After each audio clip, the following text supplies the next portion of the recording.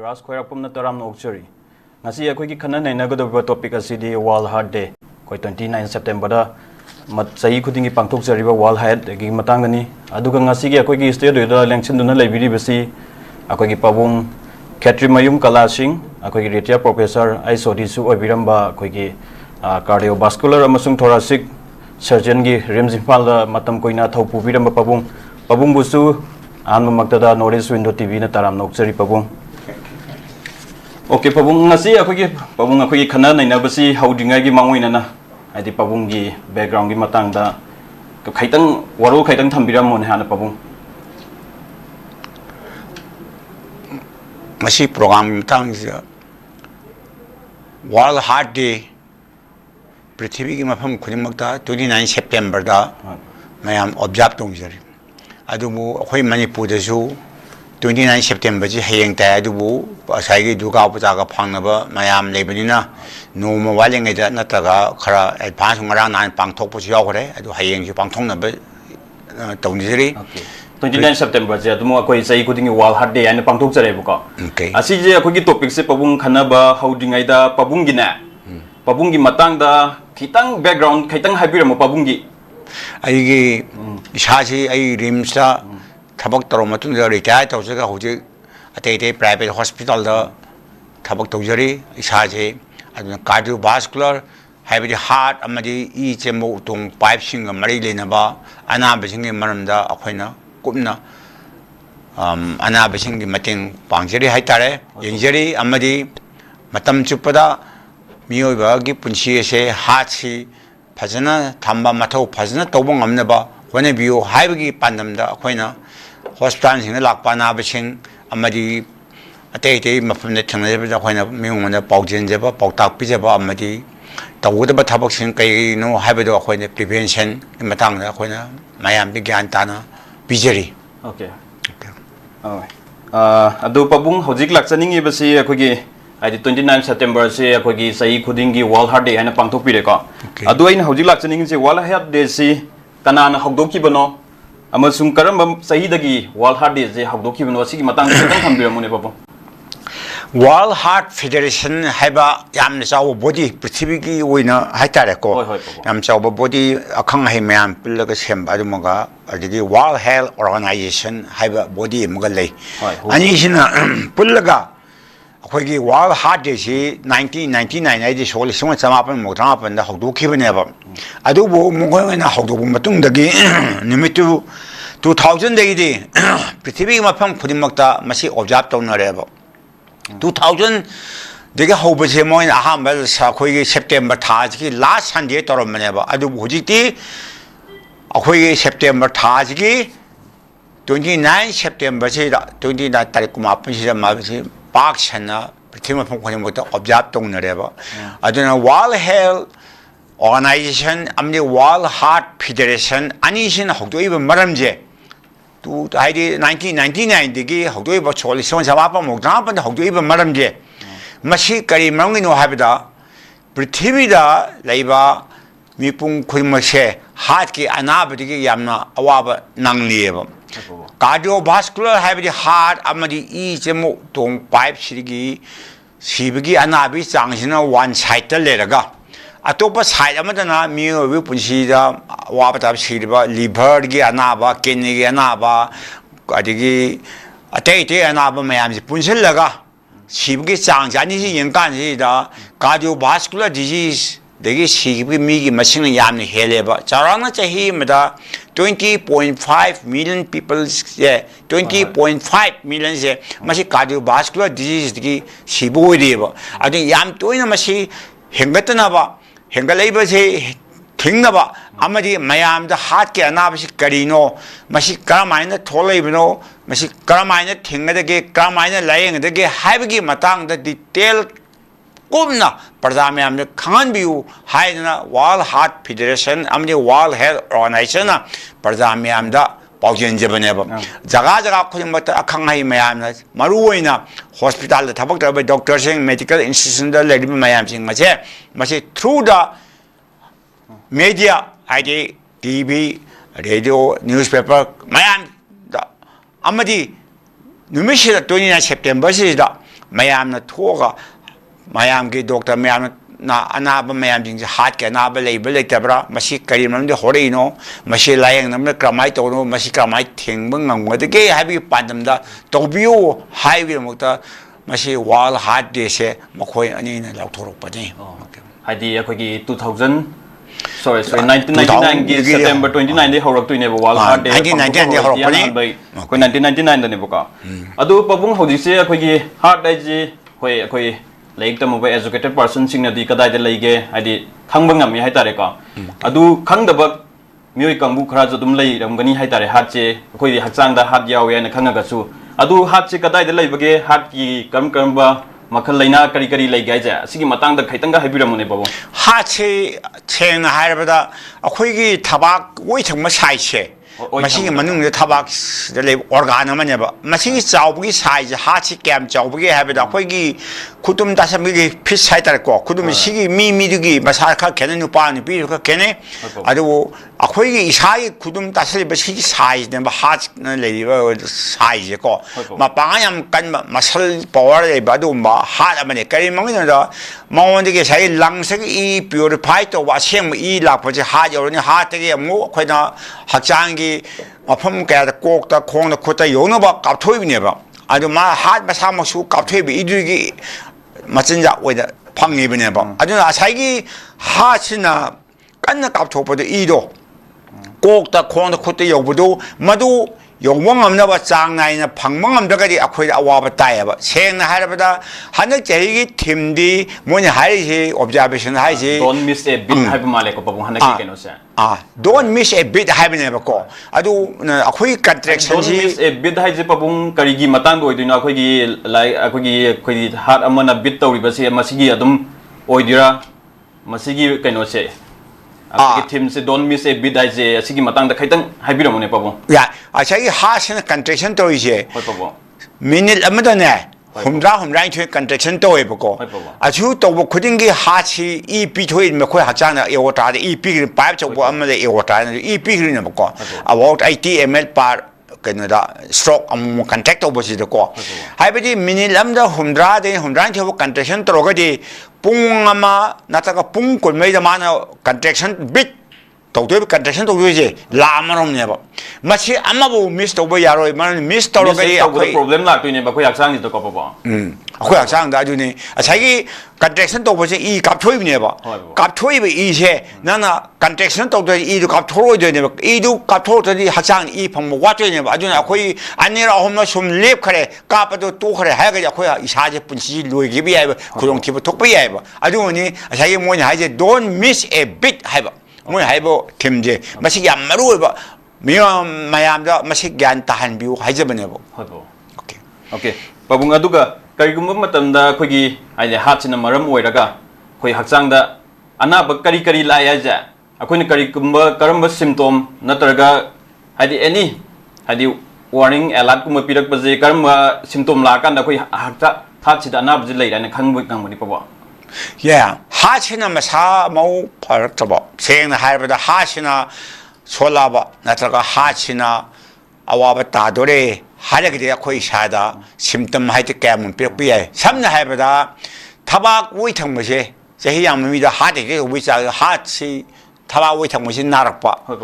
wi thangpa momji yarakpa narakpa adegi ngasamari narakpa mihun tabakti mihun chongokpa amadi mihun taptharakpa amadi kok ngauba amadi koksi bubong amanda ma nungdang tumma yartaba amadi tung saruk tang samari narakpa asini singba sorhom waba masineba sai hachina mathau phajna tawbang amdre hairagadi summa chimtam mayamje khoi isada pharokkaneba matamdu khoi section thorang la horaga akhoi gi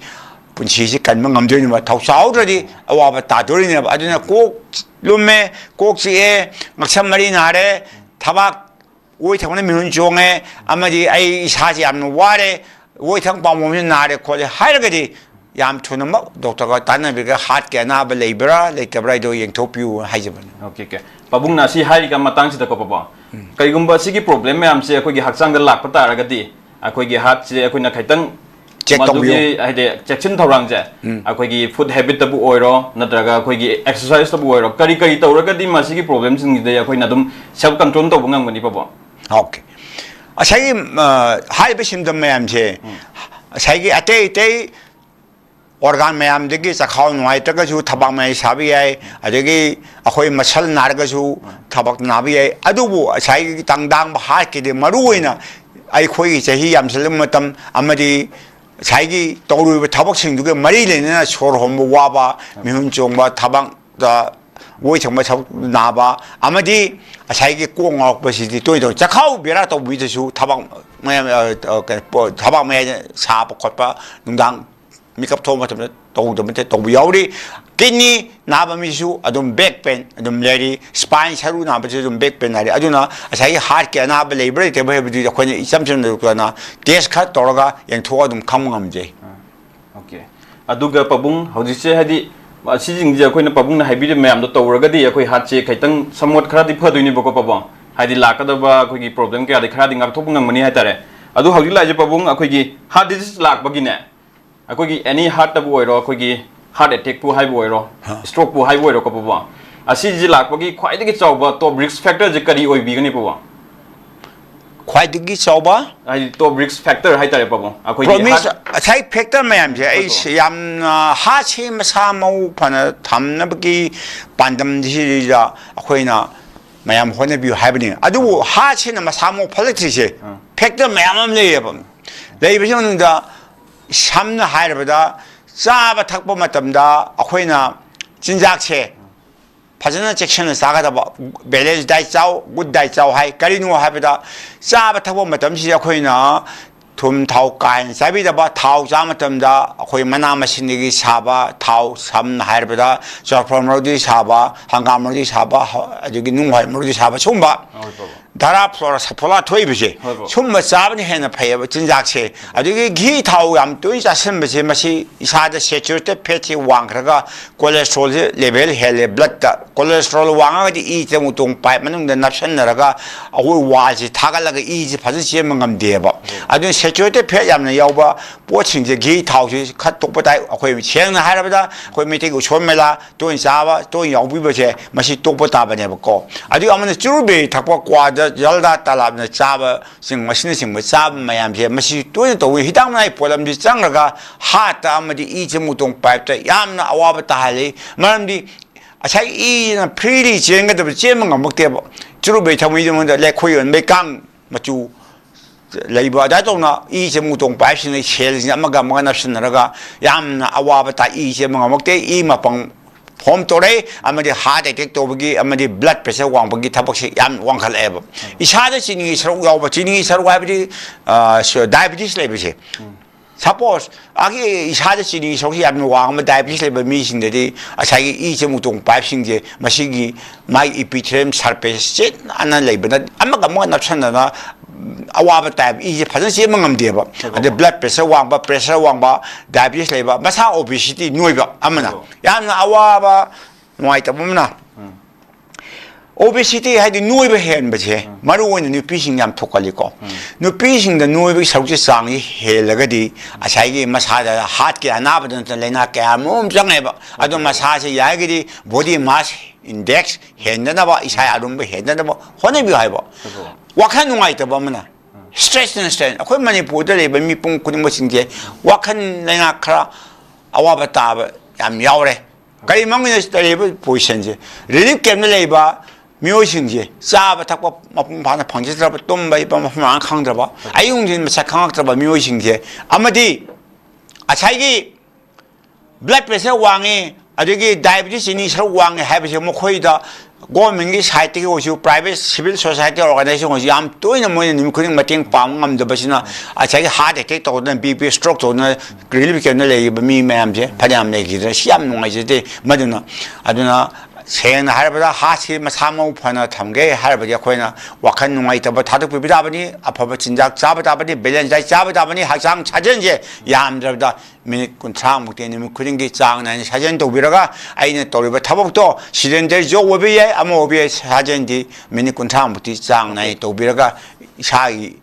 yauriba 이제 무동 빠 하세 마사모 파나 담비오나 하이즈니 오케이 pabung marak sida kainam tang hangjau ge boko akoi gi heart attack ne bu haraju stroke ne bu haraju adi magi yan hamba adi lakpa ya bu gi symptom khara de dum phangam gani hai tare nari ba mi taw godri ba kaino sida mi oi sida ko masi kari kari oi ba yai pabung 어때 자기 하대게 해도 하대게 means 자기 하체다 마친작 비는 이 우동안이 걸레리에 버고 뭐이지 아무나 라이트 코로나리 아테리 아무나 레프트 코로나리 아테리 뭐이지 이지 찔라가 하게 마찰지 비리네 봐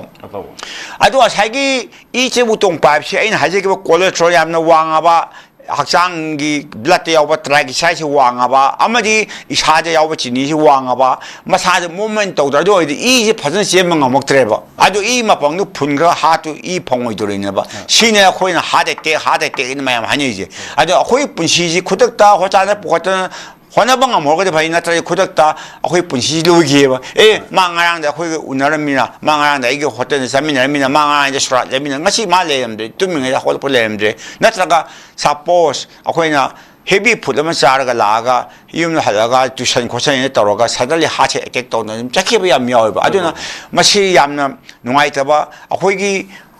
레나 마칼람니 마시 레이트나 뭐 혼나비우 하레객 또리기 낙톡봉 없나 봐 진작 잡은 맞담다 거기 시험부터 아무리 학장 사전 장난이 또부터 아도가 아때이때 올간 자기의 항미를 봐. 자 가오게 누가 있다와 깻닝에 누가 있다고 매암제 신은 말하면 뭐랄까 거의 사전 누가 있다 며 아도 자기 하지 봐 매암도 야로거디 야르거디 얌투는 호사한다 어떤 투피 보는데 거의 독단 예쁜 강원이 마치 하게 나버니 마치 자 가오게 나버니 마시 깻니게 나버니 해버지 거의 독단 랩다 하게 삼삼 이 시즌만 로바 마이 블러드 프레셔 영 뭐mattam다 거의 오 맞아 하치 카른 나리 나디 해버지 증거도 이라잖아 강몽함이 아주나 하레 객객이 거의나 야임거리 마시 까리노 마시 까마이나 또레이브노 마시 까마이노 악톡봉 넘어가기 아마리 거의 분 시즌 농아니 행복한 권한민은 시 하죠 오케이 pabung akoi na kari gum pabung na hai bigir ko ko gi balance diet exercise yamna koi heart ki damak tadi yamna maru ai na ko pabung okay balance diet che akoi na kari akoi potsak chingje akoi na balance diet oina sijinara badi akoi yamna healthy oi ba balance diet ni heart ki damak yamna healthy oi ba balance diet ni kamai karam pot sijinara oi gani pabung se 아이나 사이 하이저리 버시 하치 파나바 진작자 파바 짜민지 하이버지 생나 할보다 자기 아코이시 아코이기 앙앙신 컴퓨터를 빠이바 하이나라버니나 코 컴퓨터 빠이는 또 아코이 메디테리언 타입 오브 푸드 셴비오 가리누 하베도 코 디테일로도 메디테리언 타입 오브 푸드 샤비오 하베나 봐 아도 아코이 시라디 마도 밤베도 생하이는 만나마 신기함 또 샤비바 우리 와이암 또 샤비바 플러스 장나이는 싸바 타포기 맞담 나이비바 아두기 자기 학장 사전이 또 우도 야도 또 와도는 만나면서 타오기 싸바 맞담다 아코이는 세줄 때패 야오바 얌 야오바시 싸비근 하버냐 만나면서 사버지기 싸비오 하버냐 봐 아두기 야오기 짱 아두기 아마나 그놈시 아코이기 베지테이블 싸바체 마시나 아코이 콩콜 하면서 얌 농아해 봐 아주 하와이 가서 싸라가 마싱아도 보시 싸라가 거의 콩 한 번씩 와야 봐 아주 하나봐 미들이 뭐콩 한 번씩 농아했는데 뭐야 돼봐 간 상뭐 코박이 타복 토일레트 장을 상권이 양 완다 것도 또 보니라 콘스티베이션을 해려도 보내 봐 만나면 신경하고 진작 신지 마 아주 nga 싸라가 저 코에는 짜누 하는데 여름 짜누 하면 싸우비오 봐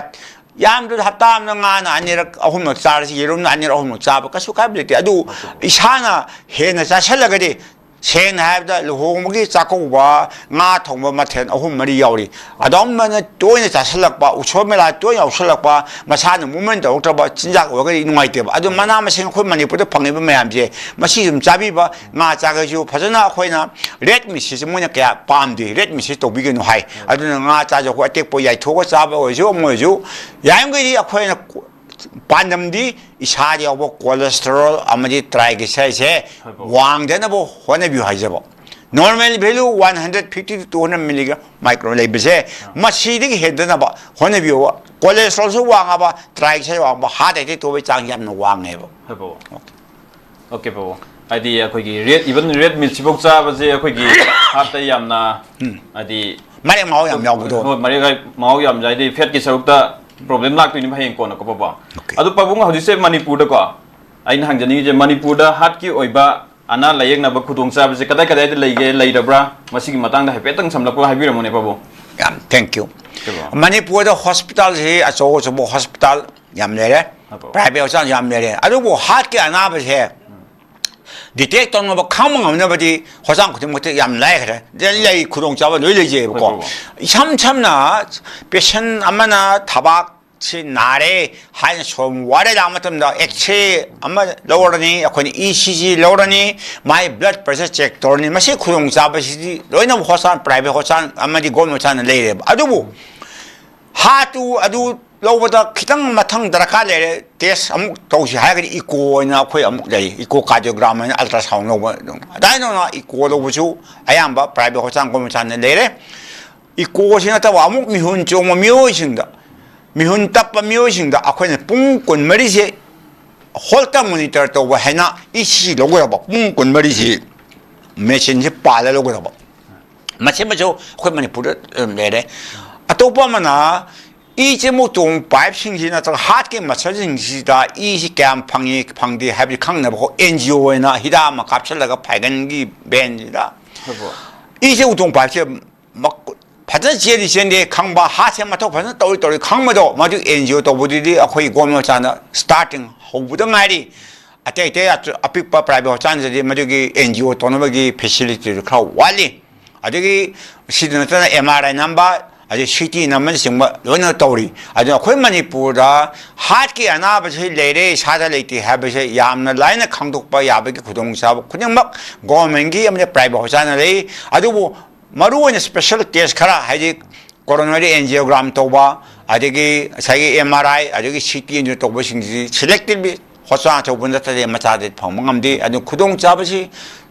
ꯈꯪꯗꯣꯛꯅꯕ ꯍꯥꯔꯠꯀꯤ ꯑꯅꯥꯕ ꯂꯩꯕꯒꯤ ꯈꯨꯗꯣꯡꯆꯥꯕ ꯈꯪꯗꯣꯛꯅꯕꯗꯤ ꯑꯩꯈꯣꯏꯒꯤ ꯃꯅꯤꯄꯨꯔꯗ ꯑꯗꯨꯝ ꯃꯇꯤꯛ ꯆꯥꯅ ꯂꯩꯖꯩ ꯄꯥꯕꯨꯡ ꯑꯗꯣ ꯀꯩꯅꯣꯁꯦ ꯑꯩꯈꯣꯏꯒꯤ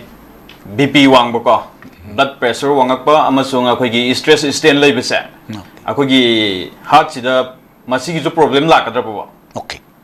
ꯕ꯭ꯂꯗ ꯄ꯭ꯔꯦꯁꯔꯁꯦ ꯅꯠꯇꯦ ꯕ꯭ꯂꯗ ꯄ꯭ꯔꯦꯁꯔ ꯋꯥꯡꯕ ꯃꯤ ꯑꯃꯕꯨ ꯑꯩꯈꯣꯏꯅ ꯍꯥꯟꯅ ꯁꯨꯝ ꯈꯟꯅꯕ ꯃꯇꯝꯗ ꯃꯥꯒꯤ ꯄ꯭ꯔꯦꯁꯔꯁꯤ ꯌꯥꯝ ꯋꯥꯡꯉꯦ ꯃꯥꯁꯤ ꯒ꯭ꯌꯥꯟ ꯇꯥꯗ꯭ꯔꯦ ꯍꯥꯏ ꯈꯜꯂꯒꯗꯤ ꯃꯀꯣꯛꯇ ꯁ꯭ꯇ꯭ꯔꯣꯛ ꯇꯧꯔꯝꯕ ꯌꯥꯏ ꯍꯥꯏꯕꯀꯣ ꯃꯈꯣꯡ ꯃꯈꯨꯠ ꯆꯤꯡꯉꯦ ꯈꯣꯠꯂꯦꯃꯇꯝꯗꯨꯗ ꯑꯩꯈꯣꯏꯅ ꯁ꯭ꯄꯦꯁꯦꯜ ꯇꯦꯁ CT ꯅꯝꯕ ꯇꯥꯔꯦ ꯅꯠꯇ꯭ꯔꯒ MRI ꯑꯣꯏꯁꯨ ꯅꯝꯕ ꯇꯥꯔꯦ ꯑꯗꯨꯕꯨ ꯇꯁꯦꯡꯅ ꯕ꯭ꯂꯗ ꯄ꯭ꯔꯦꯁꯔ ꯋꯥꯡꯉꯦ ꯍꯥꯏꯅ ꯃꯥꯒꯤ ꯃꯁꯥꯁꯤꯗ ꯑꯗꯨꯝꯕ ꯒ꯭ꯌꯥꯟꯁꯤꯁꯨ ꯇꯥꯕ ꯃꯁꯥꯅ ꯃꯈꯣꯡ ꯃꯈꯨꯠ ꯄꯪꯗꯕ ꯈꯣꯠꯇꯕ ꯂꯩꯇ꯭ꯔꯒꯗꯤ ꯃꯗꯨ ꯅꯝꯃꯨꯕꯒꯤꯁꯨ ꯊꯣꯏꯗꯣꯛꯅ ꯗꯔꯀꯥꯔ ꯂꯩꯇꯦ ꯑꯩꯈꯣꯏ ꯗꯣꯛꯇꯔꯅ ꯃꯇꯥꯡꯗꯨꯒꯤ ꯑꯣꯏꯅ ꯑꯩꯈꯣꯏꯅ ꯈꯜꯂꯒ ꯃꯁꯤ ꯗꯔꯀꯥꯔ ꯂꯩꯔꯗꯤ ꯇꯧꯕꯤꯌꯨ ꯍꯥꯏꯅ ꯇꯧꯕ ꯇꯥꯕꯅꯤ ꯑꯗꯨꯒ ꯕ꯭ꯂꯗ ꯄ꯭ꯔꯦꯁꯔ ꯋꯥꯡꯕꯁꯦ ꯃꯃꯩ ꯊꯪꯗ ꯆꯦꯛꯁꯤꯜꯂꯨꯗ꯭ꯔꯒꯗꯤ ꯑꯩꯈꯣꯏ ꯀꯣꯛ ꯃꯅꯨꯡ ꯊꯣꯛꯗꯨꯅ ꯁ꯭ꯇ꯭ꯔꯣꯛ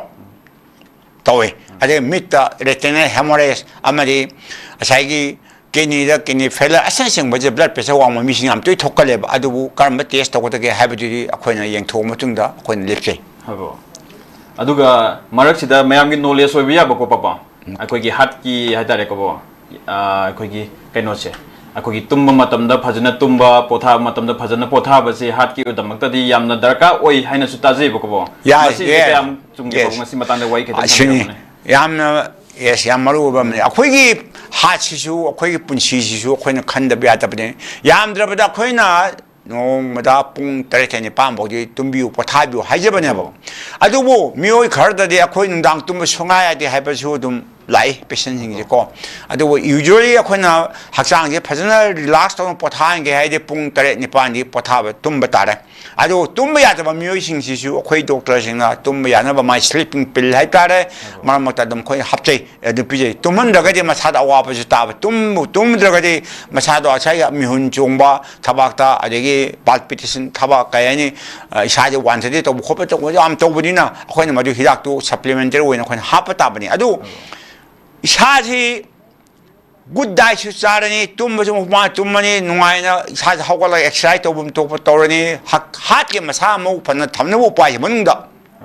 ꯇꯨꯝꯍꯟꯕ ꯅꯨꯡꯉꯥꯏꯅ ꯄꯨꯟꯁꯤꯁꯦ ꯌꯥꯝꯗ꯭ꯔꯕꯗ ꯄꯨꯡ 8-9 ꯇꯨꯝꯍꯟꯕꯁꯤꯗꯤ ꯑꯩꯈꯣꯏ ꯇꯧꯗꯕ ꯌꯥꯗ꯭ꯔꯕ ꯊꯕꯛ ꯑꯃꯅꯦꯕ ꯑꯗꯨꯅ ꯃꯁꯤ ꯑꯩꯈꯣꯏꯅ ꯄꯣꯊꯥꯕꯤꯌꯨ ꯑꯃꯗꯤ ꯆꯥꯛ ꯆꯥ ꯍꯦꯛ ꯇꯣꯛꯄꯒ ꯑꯌꯨꯛꯁꯦ ꯁꯄꯣꯁ ꯄꯨꯡ 10ꯗ ꯆꯠꯀꯗꯕꯗꯣ ꯑꯩ ꯍꯥꯏꯅ ꯄꯨꯡ ꯑꯃ ꯃꯃꯥꯡꯗ ꯄꯨꯡ 9 ꯅꯠꯇ꯭ꯔꯒ 9:30 ꯄꯨꯡꯈꯥꯏ ꯑꯃꯗꯤ ꯑꯦꯠꯂꯤꯁ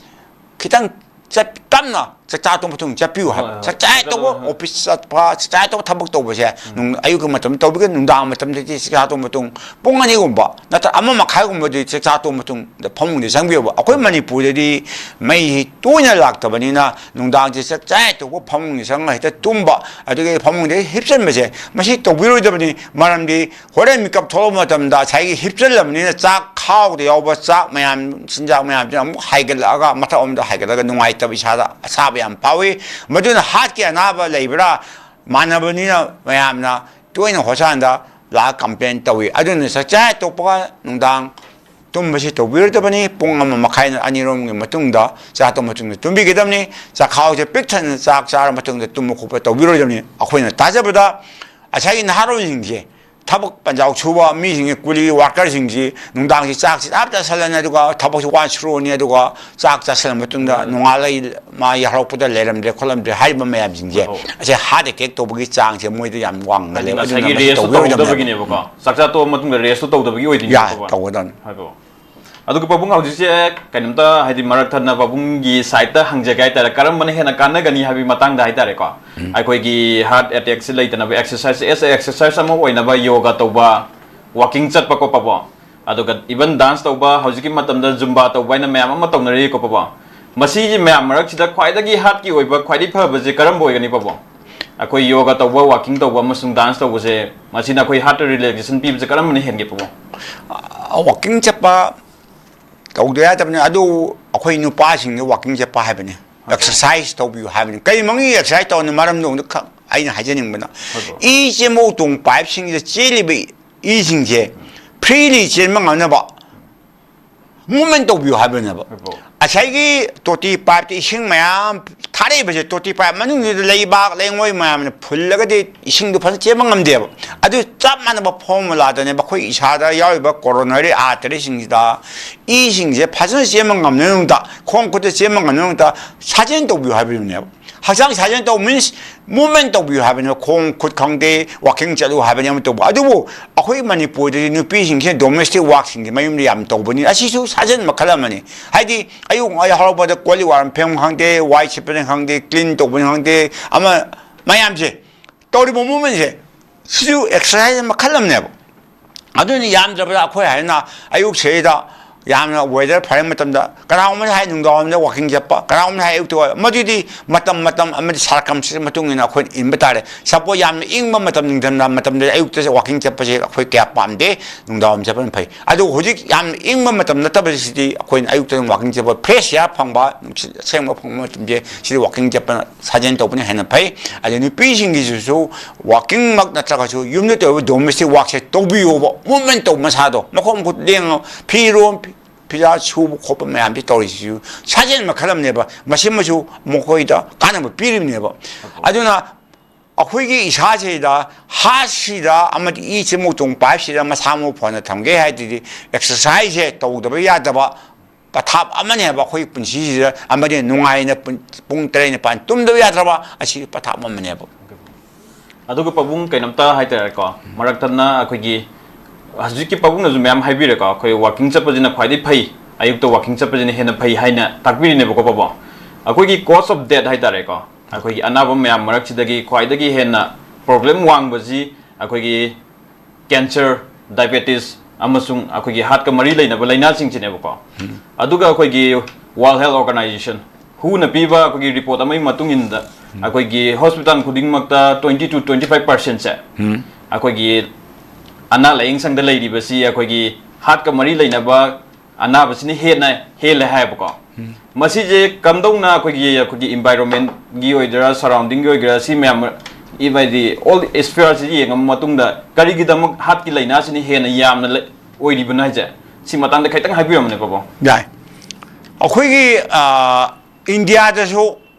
ꯉꯁꯥꯏꯒꯤ ꯑꯩꯅ ꯍꯥꯏꯖꯈꯤꯕ ꯋꯥꯔꯜꯒꯤ ꯑꯣꯏꯅ 20.5 millions per year ꯆꯍꯤ ꯑꯃꯗ ꯃꯤꯁꯤ ꯀꯥꯔꯗꯤꯑꯣꯚꯥꯁꯀꯨꯂꯔ ꯂꯥꯏꯅꯥꯗꯒꯤ ꯑꯋꯥꯕꯗ ꯁꯤꯔꯤꯕꯀꯣ ꯑꯩꯈꯣꯏ ꯏꯟꯗꯤꯌꯥꯗꯅ 4.7 millions per year ꯃꯁꯤ ꯑꯩꯈꯣꯏ ꯏꯟꯗꯤꯌꯥꯒꯤ ꯍꯥꯔꯠꯀꯤ ꯀꯥꯔꯗꯤꯑꯣꯚꯥꯁꯀꯨꯂꯔ ꯂꯥꯏꯅꯥꯗꯒꯤ ꯍꯥꯔꯠ ꯑꯦꯇꯦꯛ ꯁꯤꯔꯤꯕꯁꯦ ꯌꯥꯝ ꯋꯥꯡꯉꯦꯕ ꯑꯗꯨꯅ ꯍꯧꯖꯤꯛ ꯏꯟꯗꯤꯌꯥꯒꯤ ꯀꯥꯔꯗꯤꯑꯣꯂꯣꯖꯤꯀꯦꯜ ꯁꯣꯁꯥꯏꯇꯤ ꯑꯣꯐ ꯏꯟꯗꯤꯌꯥ ꯍꯥꯏꯅ ꯑꯃ ꯂꯩꯕꯁꯦ ꯍꯥꯔꯠꯀꯤ ꯗꯣꯛꯇꯔ ꯃꯌꯥꯝ ꯄꯨꯟꯁꯤꯜꯂꯒ ꯁꯦꯝꯃꯤꯕ ꯑꯦꯁꯣꯁꯤꯌꯦꯁꯟ ꯑꯁꯤꯅ ꯁꯣꯁꯥꯏꯇꯤꯁꯤꯅ ꯀꯔꯤ ꯍꯥꯏꯔꯤ ꯍꯧꯖꯤꯛꯁꯦ ꯆꯍꯤ ꯇꯔꯥꯅꯤꯄꯥꯟꯕꯨ ꯁꯨꯔꯒꯗꯤ 누파 하는 누피한테 blood pressure check 도비오 저희 트라임 반부 수로가디 말한디 저희 군 여러분 같은 하드 때 또는 저희 트라임 반에 하면 하드 때 도비시부 장세 양 왕카데 모자 마망에다 코는 칼람나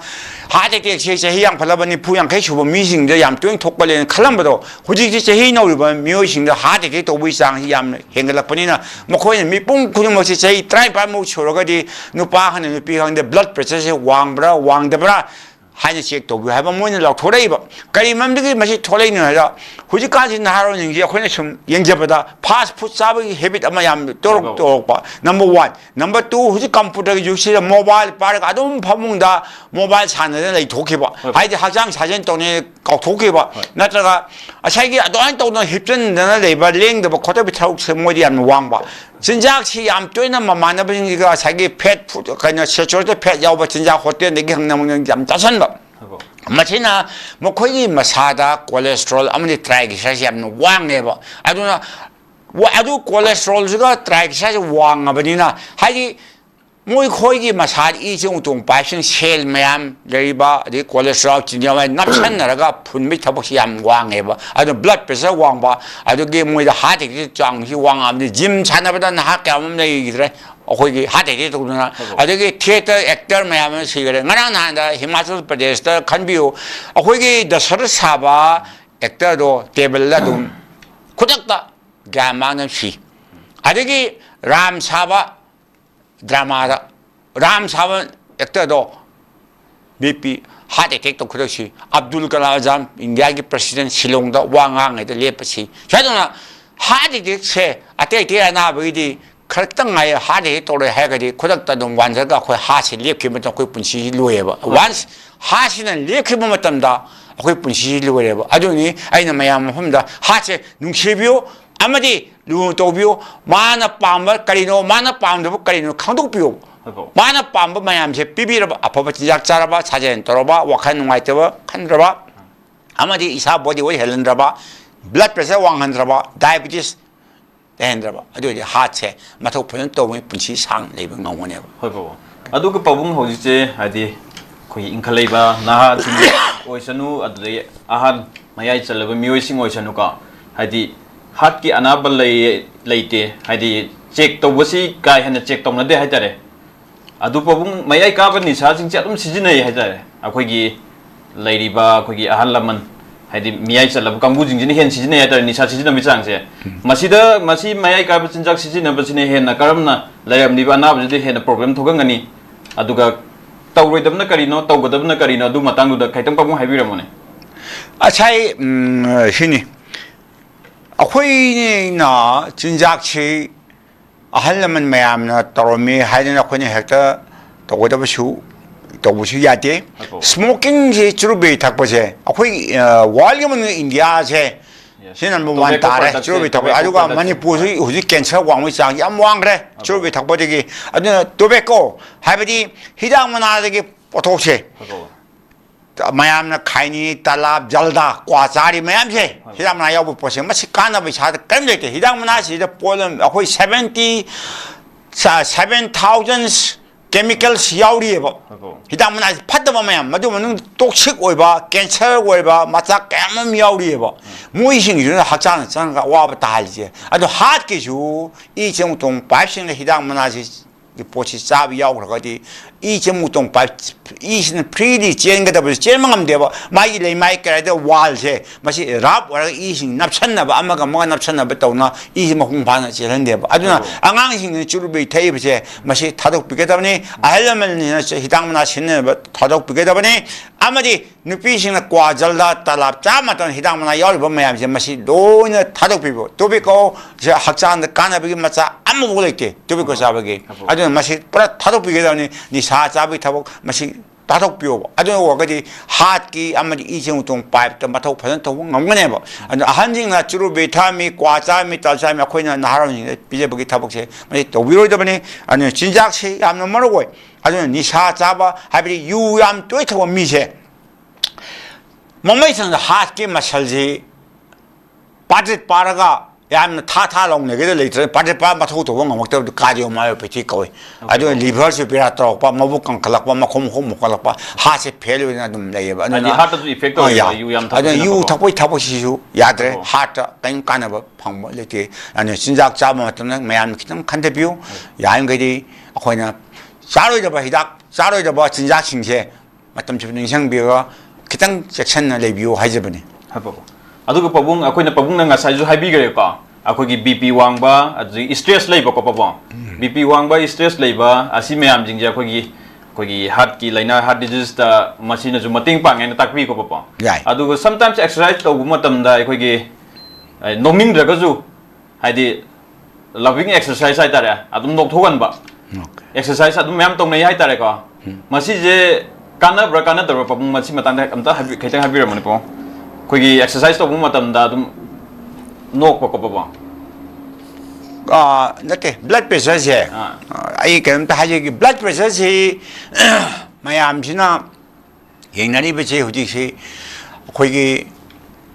one mathakta lebe se 120 makhada lebe na 86 tol ko masi leregadi maintain tawadi am pare masi akoina average blood pressure ko blood pressure wange haibasi akoina 140 digi helen birang aba in any case 140 mathakta legadi stage 1 hypertension ko weba ko adu asagi makhadu di tokpiro pare makhadu na 90 di helmi adre adu na blood pressure ji wangba mida asagi isorsina 잔비르거디 에 마이 막꼭 시에 타박도 나래 총와래 할미 야외바 아주 몇 배세지 아주 할 송아에 할미도 범이 가르들이 송아에 하잖아 몇 배세지 강화왕 칼라가 히닥자 하우도 봐 장나나 아저기 독터도 맡은 다 영호도 뭐 떨어가 스트로크 떨어가 분시제 좀 위기부지 야외바 아주 몇 배세 왕바징지 하치나 떨리버시 까이는 하베다 멍원디 갑토거도 이제 water reservoir de capture ka ba isingji toti pipe sing du full laba natraga lulum mokundu khuruga di mani hena thabak to hasin kan thabak to tai i ka to bong na ba madu ngamna hona pa hasin ma pang kan hona strain to na forceful yo to na thabak ta mi hun jong e ba thabak nare ba mo to i ba mayam jo adun blood pressure wang ba mi pung khuning ma akoina haina matam chana control to bio amari matam chana doctor ing bihoraga fataba nungaitaba stroke toba adagi khoigi punchi lugi da heart attack to ko da mayam kan bio singya ko na hajem na ko aduna mi pung khuning mak jahi noge no or jai try pa mu chro di blood pressure wam no wang da bi khangdok to ya ta ba matam mani hoi pa bo okay ke loisilak ba da ko pa bo pabunggi side ta adi pabungna professional noi lai amikanda koi pabung chi koi cardiovascular amasung thoracic koi surgeon oi ju lai birami dane ko paba rims to ko paba adu matam du da pabungna adu lai ri kai matam du da pabungna adu da na ta na hauji su pabungna koi gi heart chi yam healthy oina lai na ba kari di to bi paba okay to achai hauji se pabung exercise pu oiro natraga anything pabungna to bi ba hadi pabungi yumda koi heart healthy oina leina ba kari to bi ke ba pabung